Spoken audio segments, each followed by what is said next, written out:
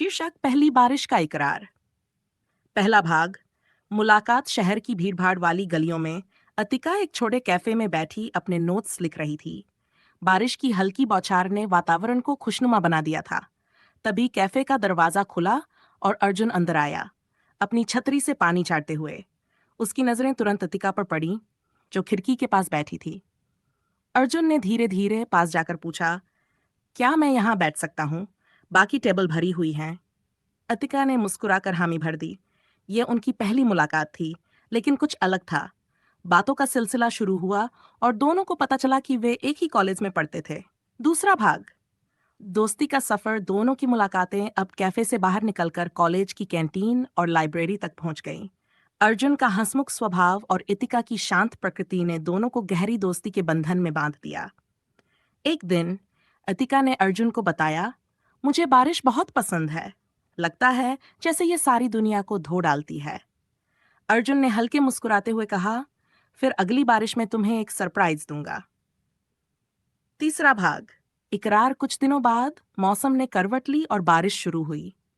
अर्जुन ने अतिका को फोन कर शहर के एक छोटे से पार्क में बुलाया। जब वितिका वहां पहुंची तो देखा कि अर्जुन ने वहां रंगीन कागजों से पेड़ पर आई लव यू इतिका लिख दिया था। वह हल्की बारिश में खड़ा हुआ था, एक गुलाब का फूल हाथ में लिए। इतिका कुछ देर के लिए चुप रही, फिर मुस्कुराते हुए बोली, तुम्हें कैसे पता था कि ये बारिश मेरे लिए इतनी खास होगी? अर्जुन ने कहा, तुम्हारी हर बात खास है, बस तुम्हारे साथ हर लम्हा बिताना चाहता हूं। दोनों ने पहली बार बारिश में नाचते हुए अपने प्यार का इकरार किया।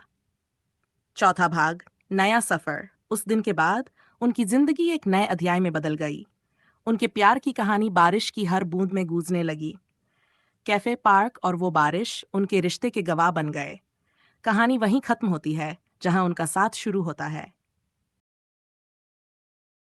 पांचवा भाग। प्यार की कसौटी। प्यार का सफर शुरू हो चुका था, लेकिन हर रिश्ते की तरह उनका रिश्ता भी समय के साथ नई परीक्षाओं से गुजरने वाला था। वितिका का सपना था कि वह एक बड़ी लेखक बने, जबकि अर्जुन एक फोटोग्राफर था। दोनों के सपनों का रास्ता अलग था, लेकिन दिल एक दूसरे के लिए धड़कते थे।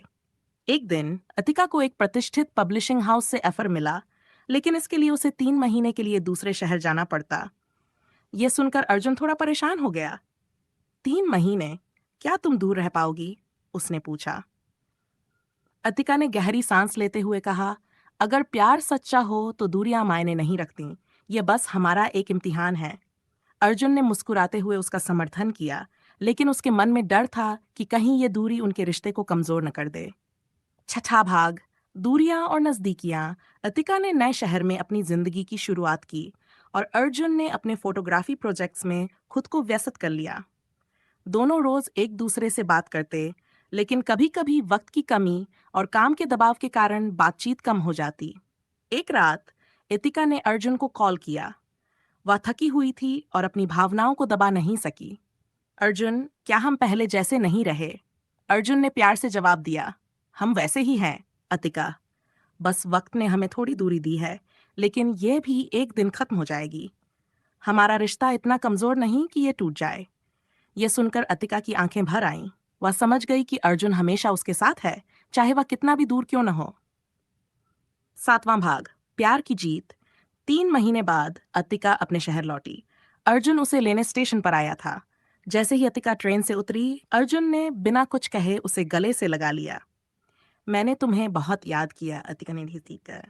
अर्जुन ने मुस्कुराते हुए कहा, अब ये दूरी फिर कभी हमारे बीच नहीं आएगी। मैं हर कदम तुम्हारे साथ चलूंगा, चाहे मंजिल कितनी भी दूर हो। अंतिम भाग। हमेशा के लिए साथ। उस दिन के बाद दोनों ने मिलकर एक दूसरे के सपनों को साकार करने का वादा किया। अर्जुन ने अतिका की लिखी किताबों के लिए बेहतरीन कवर फोटोग्राफी करनी शुरू कर दी और अतिका ने अर्जुन के फोटोग्राफी एग्जीबिशन में अपने लेखों से जान डाल दी। बारिश का हर मौसम अब उनके लिए नई यादें लेकर आता। वे जानते थे कि प्यार बस एक एहसास नहीं, बल्कि एक दूसरे के सपनों को पूरा करने का साथ है। कहानी का अंत। उनकी कहानी हमेशा के लिए पहली बारिश के इकरार की तरह अमर हो गई।